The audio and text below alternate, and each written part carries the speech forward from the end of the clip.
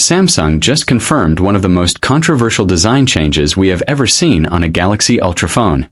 And at the same time, this phone could turn out to be one of the biggest upgrades we have seen in years. Let's get into it. A leaker known as OnLeaks has confirmed Samsung's final design for the Galaxy S27 Ultra. It features a massive camera plateau, very similar to what Apple has been doing on recent iPhones. These renders come from official case manufacturer dimensions, so this is about as close to the real design as we can get before launch. Past the camera area though, the phone barely changes. The shape, the thickness, and the front design stay almost identical to the S26 Ultra. The good news is, the S Pen is still here.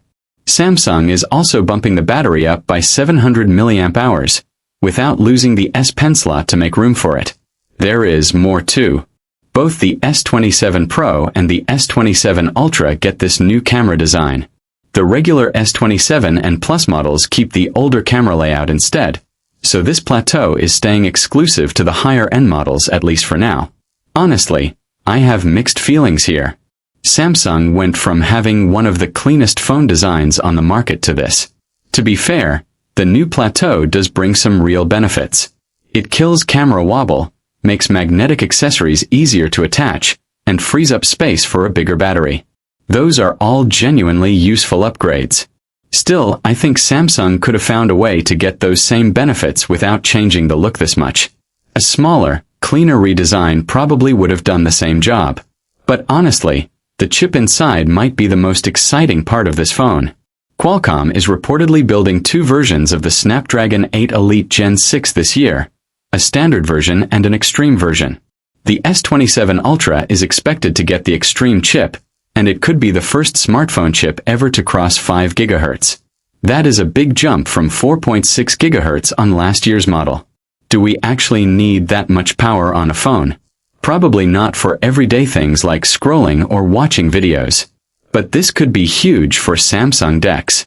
With this kind of performance, the S27 Ultra could get a lot closer to replacing a laptop, especially when paired with a monitor, a keyboard, and a mouse. And that is really where all this extra power starts to make sense. We still do not know exactly which chip goes into which model. But it looks likely that the Pro and the Ultra will stick with Snapdragon everywhere, while the base models could use Samsung's own Exynos chip in certain regions instead.